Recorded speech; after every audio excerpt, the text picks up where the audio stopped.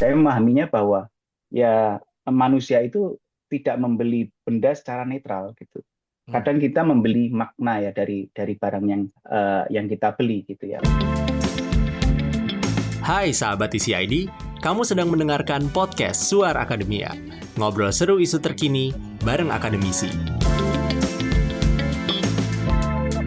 Belakangan kalau kita ngelihat TikTok atau mungkin Instagram gitu ya, fenomena brewek Sobat TCID lagi rame banget di bus sama orang-orang yang suka banget sama mainan trading card game begitu.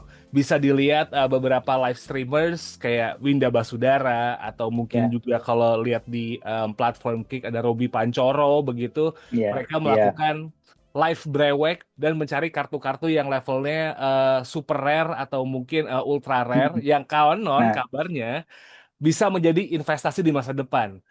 hmm, Kelihatan memang ada kartu-kartu yang sekarang kalau di trade in itu tuh bisa harganya bisa ada di jutaan rupiah bahkan belasan juta rupiah gitu. Dan waktu itu ada seorang influencer, creator, nah let's say gitu ya, ya, Reza Arab di ya, Jepang beli kartu itu bisa sampai di rupiah jadi 60 juta rupiah. Well, fenomena ya, ya. brewek ini atau mungkin trading card game ini lumayan menarik buat dibahas. Apakah ini adalah investasi atau hobi yang akhirnya jadi investasi begitu? Buat ngebahas fenomena yang lumayan unik ini kita bakal ngobrol bareng sama Mas Yusuf Aris Wahyono. Beliau adalah akademisi di Universitas Gajah Mada, lebih tepatnya di jurusan komunikasi begitu ya, tapi sekarang lagi studi di Adelaide di Flinders Ya. University, Australia. So, Mas Yusuf, welcome to this podcast. Apa kabar, Mas? Baik, terima kasih Mas Muammar ya. Terima kasih sekali. Ya, Ah, senang berada di sini. Terima kasih Mas. ya, it's such an honor for us juga buat ngobrol sama Mas Yusuf nih. But kita langsung straight to the topic, Mas. Ngomongin Oke. soal fenomena brewek kartu Pokemon ini yang lately jadi bahan obrolan gitu. Mas Yusuf lihatnya gimana nih, Mas? Mm-mm. Apakah ini kayak apa ya, pengulangan fenomena zaman dulu kalau misalnya tahun 90-an, 2000-an kayak ada kartu Panini gitu ya buat pemain bola atau kartu NBA atau fenomena baru nih, Mas, ngeliatnya? Ya, ini sebenarnya kita bisa melihat itu bahwa sebenarnya tidak mendadak ramai begitu ya. Hmm. Kalau menurut saya ini ya memang ya sesuatu yang berulang gitu, yang biasanya kita bisa melihat kalau dari Pokemon itu sejak kalau misalnya ada game baru yang Pokemon yang muncul gitu ya, ini ada spike lagi di ekosistem yang lain, misalnya di kartu atau yang merchandise gitu ya. Hmm. Nah ini hal yang apa namanya sudah terjadi sebelumnya juga, misalnya kaitannya dengan Pokemon Go juga misalnya. Nah, dan saya pikir juga karena memang Pokemon ini basis penggemarnya juga sudah besar ya. Saya ingat pertama kali saya mengakses Pokemon itu tahun 2003 waktu saya SMP, pada pada waktu itu yang aksesnya itu sangat terbatas. Nggak semua orang bisa punya akses ke Pokemon. Saya beli VCD-nya pada tahun itu, apa namanya, harganya tuh kalau nggak salah 15.000, dan untuk saya punya punya keping Pokemon itu kayak punya suatu yang sangat berharga yang saya Ya. simpen gitu ya. Hanya punya satu aja udah seneng sekali pada pada saat itu. Nah, kalau yang dulu itu mungkin karena sangat nggak banyak orang yang punya gitu ya. Jadi mungkin jadi tidak terlalu kelihatan hype-nya atau bagaimana. Tapi kalau sekarang gitu ya, kita bisa melihat ada sosial media gitu ya, ada TikTok, ada Instagram. Ya, tadi Mas Muhammad juga menyebutkan bahwa ada orang-orang yang live brewek gitu ya, Ya. disebarkan, di streamingkan di media sosial itu ya. Ada konten-konten unboxing ini yang kemudian meramaikan hype itu sendiri, membuat itu semakin tinggi lagi hype-nya. Nah, mungkin juga bisa dilihat bahwa orang-orang yang apa namanya yang berwek itu ya, dia itu tidak mengakses Pokemon pada saat ini aja. Dia sudah punya referensi jauh sebelumnya, ketika Hmm. misalnya SMP seperti saya gitu ya. Dan kemudian dia punya pegang kartu lagi, Pokemon lagi, dan dia mengingat, oh, kartu Pokemon saya pertama itu adalah misalnya Bulbasaur, Pikachu, atau Ya. Squirtle, dan sekarang saya mau cari lagi kartu-kartu itu gitu ya. Nah, ini yang ada kaitannya dengan orang-orang yang nostalgia gitu ya, pengen nostalgia, mengulang lagi rasa-rasa yang dulu misalnya saya belum bisa mengakses, tapi sekarang saya punya resources bisa mengakses, terus kemudian saya beli gitu ya.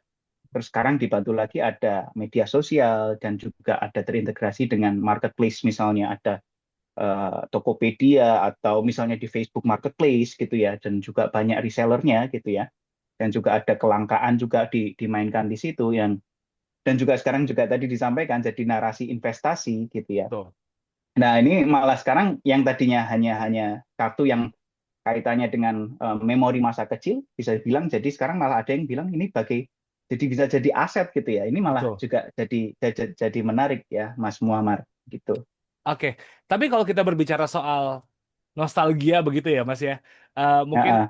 orang banyak yang lihat Bulbasaur, Mm-mm. Pikachu, atau mungkin Mew Ya, jadi em, iya. tokoh ikonik gitu kalau di Pokemon, dan kalau punya kartu itu kayaknya bakal jadi mahal banget. Bahkan kalau kita ngelihat beberapa kartu yang memang desainnya Pikachu itu tuh jadi salah satu kartu yang termahal gitu buat di market sekarang. The question Hmm. is, kenapa nih orang tuh banyak banget yang bersedia buat ngebayar tinggi sebuah cerita atau nostalgia di balik sebuah benda nih, Mas? Kayak kenapa ya orang kayak berani buat rela ngeluarin puluhan juta buat Mm-mm. sebuah kartu yang mungkin cuma dipajang aja, padahal dengan Heeh. uang yang sama itu kalau misalnya boleh nyebut brand gitu ya, dapat Hmm. Nmax gitu, dapat Aerox atau mobil second gitu. Iya, betul, betul Mas, betul ya. Apa namanya?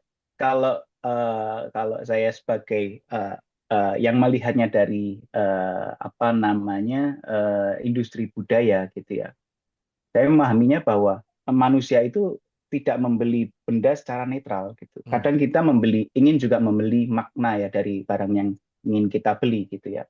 Semudah misalnya kalau mau membeli handphone, saya pikir yang banyak orang saat ini yang handphone ya tinggal handphone aja sih gitu. Secara fungsi ya kita cari handphone apapun ya sah-sah saja, bisa-bisa aja. Tapi mungkin ada beberapa orang kalau misalnya boleh menyebut brand ya pengen ngejarnya ke iPhone gitu ya, Ya, atau misalnya laptop pengen mengejar ke MacBook gitu ya. Nah, terlepas dari dia juga memiliki fungsi tertentu gitu ya, tapi di selain itu gitu ya, ada juga makna di situ yang dibentuk oleh brand itu sendiri. Nah, ini kaitannya dengan Pokemon gitu ya.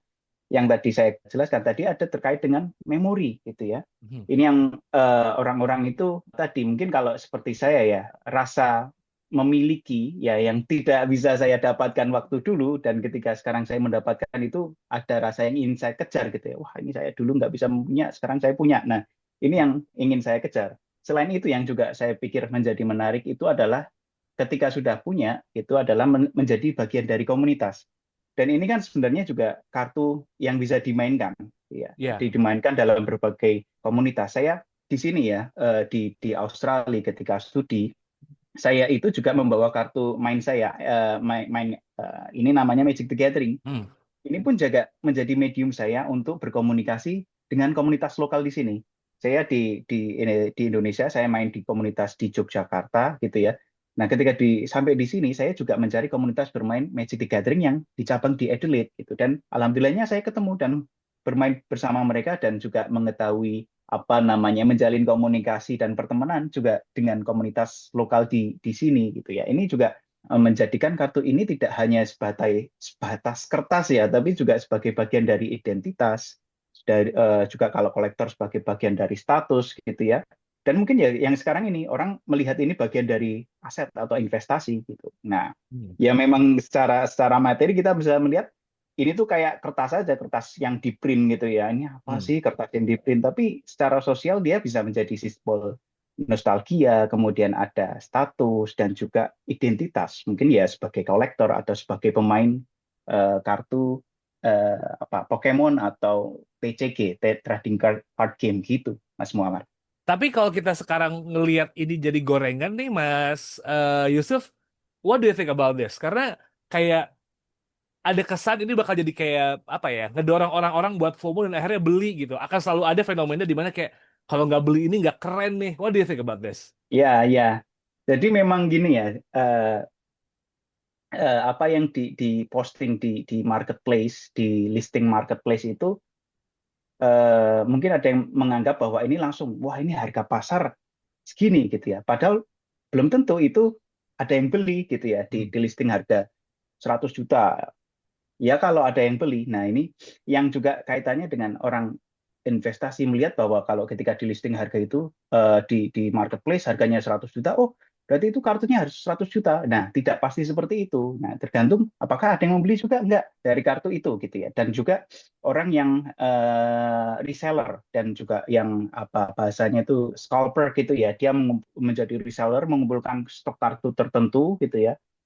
Dan saya dengar tuh ada juga yang apa ya kerjasama dengan orang lain gitu ya. Orang lain membeli, mereka sepakat membeli dengan harga tertentu, kemudian setting harga di situ supaya harganya kartu tertentu yang orang itu sudah borong jadi naik gitu. Itu juga Ya. katanya juga terjadi di marketplace gitu. Nah, ini kemudian diikuti juga dengan ada influencer yang apa namanya membuat konten dari kartu itu gitu ya. Ya. Nah, terus diikuti lagi dengan orang-orang yang FOMO. FOMO tadi yang Ya. ngikutin aja ketika oh ini harganya naik, dia cek dan nggak riset dulu gitu ya, langsung beli aja. Jadi dia meneguhkan harganya itu jadi settingnya segitu gitu. Mhm. Nah, yang viral itu harga pasarnya tapi bukan harga harapannya gitu. Itu yang jadi gorengan ya. Baiknya kalau misalnya seperti itu ya kita apa ya riset dulu sebelum membeli gitu. Kita tahu beberapa yang saya ikuti misalnya kalau saya membeli kartu Pokemon itu saya di TCG Player misalnya. Saya cek Ya. ini harganya berapa, terus habis itu kondisinya bagaimana gitu ya. Itu saya periksa. Oh, ini ternyata harganya kemarin pas saya barusan buka kartu, terus saya cek, waduh kok ternyata saya buka kartu harganya cuma 0,4, padahal saya beli kemarin berapa ya, $9. Oh, tapi nggak Ah. apa-apa, ini menyenangkan. Jadi kalau bisa dibilang nih, Mas Yusuf gitu, sebenarnya permainan TCG ini tuh nggak bisa semata-mata kita harus melihat kayak bakal in return kayak soal aku beli harga sekian $10, ini bisa Mm-mm. di flip jadi $100 begitu ya, nggak bisa cuman kayak gitu, harus nemu funnya dulu dong artinya di awal kalau misalnya emang orang mau main ke sini nih.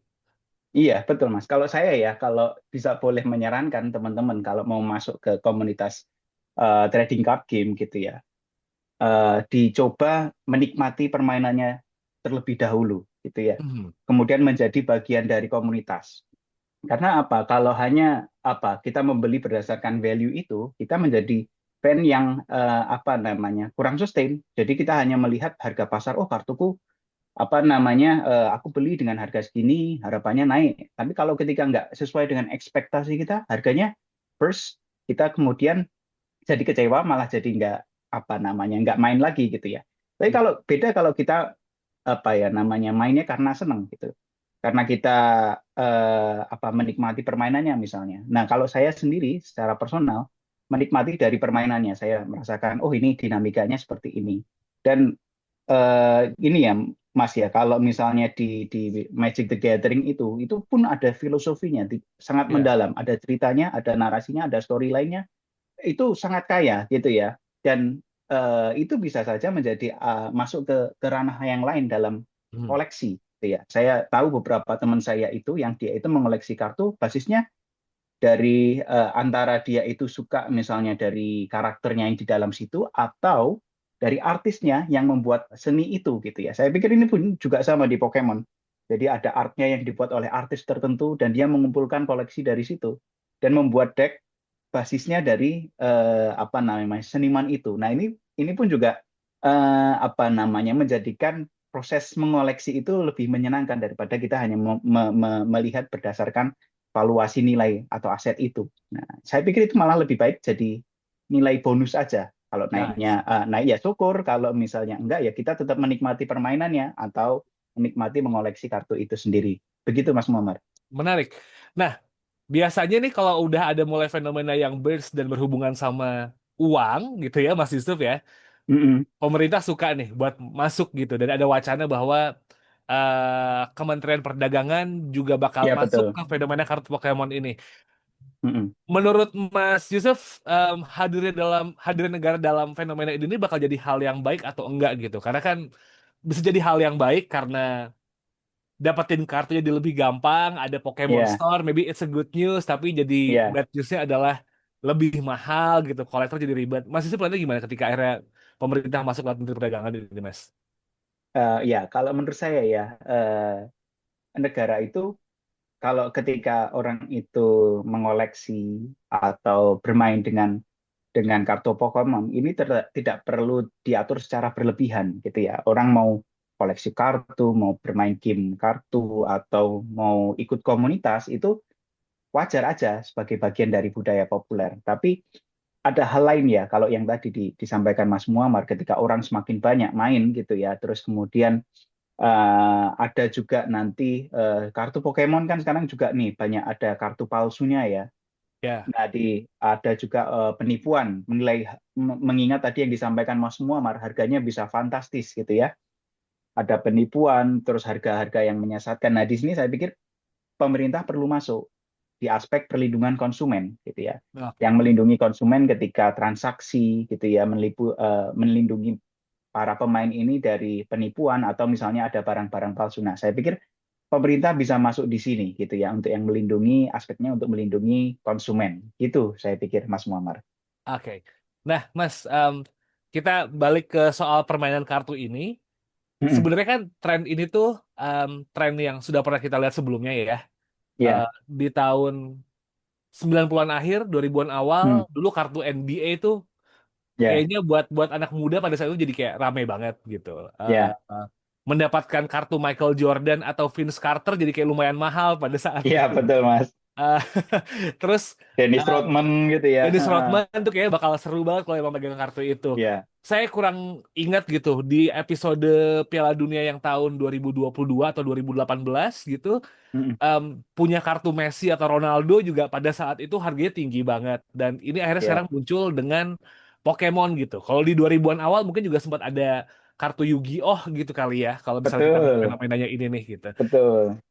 Menurut Mas Yusuf nih, apakah ini bakal jadi kayak semacam instrumen yang long last tapi emang fenomena naik, bakal ada hype, ntar tiba-tiba turun, edisi baru baru hype lagi, atau Pokemon ini cuma sementara gitu Mas? Karena sebenarnya kalau kita ngomongin Pokemon dari dulu udah ada gitu, tapi Brewek ini Betul. baru baru tahun 2026 ini jadi omongan gitu. Padahal kayaknya kartu Pokemonnya udah dari beberapa tahun yang lalu juga udah ada sih, sudah bisa dibeli gitu. Iya, iya, iya, Mas. Jadi saya pikir pertama kita bisa melihat dari dua aspek ya. Pertama, antara memahami Pokemon itu sebagai brand franchise gitu ya, dan juga dari memahami Pokemon itu sebagai ya kartu yang punya nilai tertentu gitu. Nah, kalau kita bisa melihat apa namanya sebagai brand, sebagai franchise, kita bisa katakan secara pasti nih bahwa ya ini long sustain. Maksudnya sejak tahun 96 sampai sekarang itu masih masih ada, masih kuat, bahkan lintas generasi. Saya pikir orang yang dulu menyukai Pokemon ya mungkin seumuran saya ini ketika sudah punya anak gitu ya, terus habis itu dia familiar mengenalkan kepada anaknya dan anaknya juga di situ bisa main Pokemon. Di situ ada pengenalan lintas generasi ya. Di situ ada proses panjang yang juga dikuatkan oleh ekosistem budaya Pokemon yang sudah ada gitu ya. Ya. Misalnya dia ada tadi ada gamenya, ada aplikasinya gitu ya.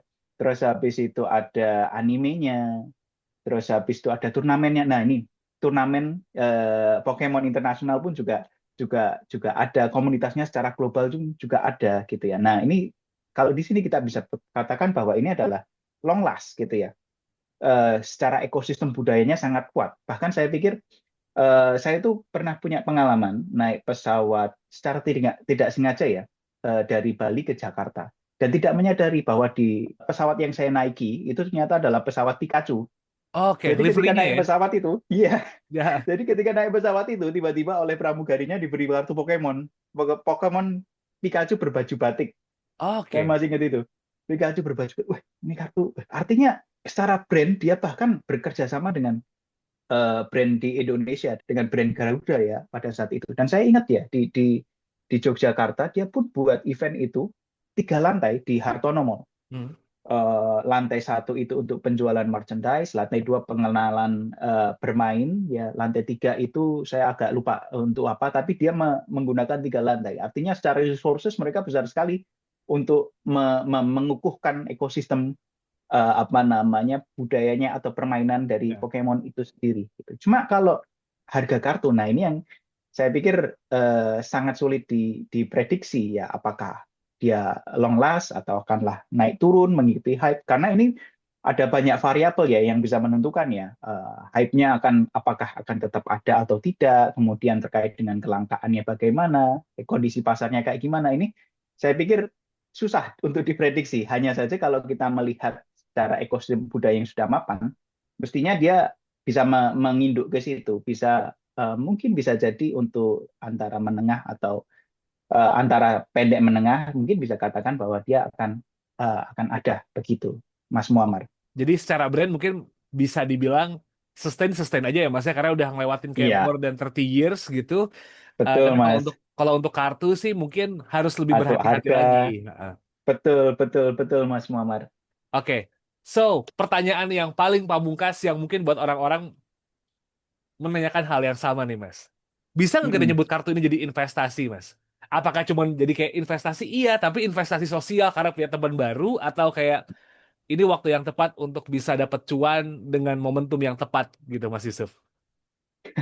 Kalau apa ya namanya ya, kalau untuk sebagai investasi, saya tidak bisa katakan apa namanya secara pasti ya. Ya, yang saya bisa katakan secara pasti ya, ini bisa jadi collectible aset ya, yang harganya bisa naik dan turun, tapi ya tidak secair seperti saham atau deposito gitu ya. Kita mengingat bahwa kartu ini pun ketika dijual gitu ya, tidak bisa kita bawa ke Pegadaian terus kita taruh ke sana terus habis itu langsung dapat uang gitu ya, enggak ya. Ya. Jadi artinya apa namanya, ini pun ya bisa tetap kita pahami ya, sebagai market yang walaupun sekarang sudah mainstream ya, tetap cara mungkin apa namanya sedikit niche juga di situ ya. Kita mau jual gitu ya tidak langsung kita dapat uang gitu ya. Kecuali mungkin jualnya jauh di bawah harga pasar. Bisa jadi kalau misalnya kita menetapkan harga itu. Tapi ya untuk menjadi investasi saya pikir itu terlalu apa namanya, terlalu banyak risiko yang perlu harus dipertimbangkan gitu. Dan saya pikir lebih baik ya kalau jika boleh memberi saran gitu ya. Jadikan bagian dari permainan, kalau koleksi juga oke. Kalau misalnya harganya naik ya alhamdulillah atau syukur ya. Kalau enggak ya ya sudah, at least kita juga sudah dapat manfaat. Misalnya tadi disampaikan Mas Muammar, memperluas relasi jaringan dan juga mendapatkan apa ya kesenangan dari bermain kartu ini. Begitu Mas Muammar. Oke. Well, pembahasan mengenai kartu Pokemon ini kayaknya juga akan selalu menarik begitu ya. Mungkin saya main TCG tapi nggak main TCG di Pokemon, Yu-Gi-Oh karena Oke. ngumpulin Exodiak itu, Oh, mantap. Ya, ngumpulin Exodiak sama kartu Panini itu jadi kayak hobi saya Mas, karena kayak ya, kalau ya, Yu-Gi-Oh ya. kan beneran Teman kartu saya jadi juga kayak orang-orang ini, Mas Yuki. Oh, ya, ya, ya. gitu. Oke. Ini jadi permainan yang lumayan seru gitu. Tapi dari Mas Yusuf nih, dari obrolan kita soal kartu Pokemon, trading card game, dan memang kayaknya udah lintas generasi gitu ya. Kayak teman-teman yang Mm-mm. besar di generasi 90-an, yang lahir di tahun 2000-an juga mungkin kena vibes-nya gitu karena World Cup. Ya, ya, Sepertinya ini bakal jadi fenomena yang bisa dibilang long lasting, tapi mungkin harganya naik turun dan ya, well, kita nggak bakal pernah tahu ke depannya gimana karena ini akhirnya jatuhnya cuma ke hobi nih. Ada lagi nggak Mas yang mau betul. disampaikan terkait fenomena ini yang lately lagi sering banget jadi mainan banyak orang gitu, Mas? Iya, kalau saya boleh boleh memberi saran ya. Nggak ada yang salah apa namanya menjadi bagian dari site ini gitu ya. Boleh aja menjadi bagian dari kita yang beli kartu Pokemon apa itu namanya. Kemudian bermain atau mengoleksi gitu ya. Dan bagi saya ini juga menarik bagaimana budaya populer itu juga punya nilai ekonomi, bahkan yang sekarang menjadi orang melihatnya bagian dari aset investasi gitu ya. Tapi juga perlu dilihat secara kritis gitu ya. Tidak semua yang viral itu juga investasi yang aman. Tidak semua kartu yang mahal itu, tidak semua kartu Pokemon juga kartu yang mahal gitu ya. Tidak semua listing itu juga mencerminkan harga pasar sebenarnya gitu. Karena nanti kalau misalnya dilelang mungkin lakunya topnya di sini tapi nanti harganya di bawah. Biasanya seperti itu. Nah, kalau teman-teman mau bergabung main TCG gitu ya, mulai masuk sebagai hobi gitu ya. Dan kalau misalnya teman-teman mau spend gitu ya, jangan, nah kalau misalnya kaitannya dengan investasi, jangan sampai pakai uang utang gitu ya, pakai uang dingin gitu ya. Tetap sebagai hobi atau misalnya mengkoleksi, suka gambarnya ya, suka karakternya ya, ya berdasarkan itu ya, dari apa yang disukai dan sesuai dengan kapasitas kita untuk membeli gitu ya. Dan apa namanya, nikmati permainannya, nikmati ceritanya, nikmati apa namanya, komunitasnya, bergabung menjadi bagian dari komunitas. Dan kalau teman-teman pun ada yang mau bergabung menjadi investasi, ya sebenarnya juga boleh-boleh sah-sah saja gitu ya. Tapi juga tentu harus dipahami resikonya gitu ya.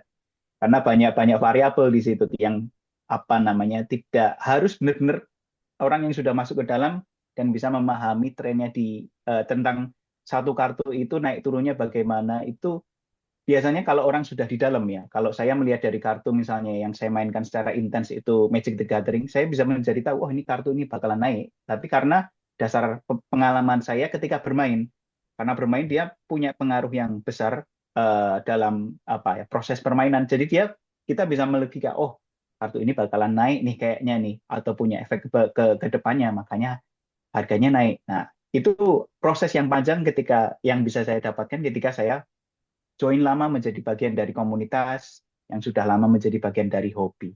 Saya pikir itu, Mas Muammar.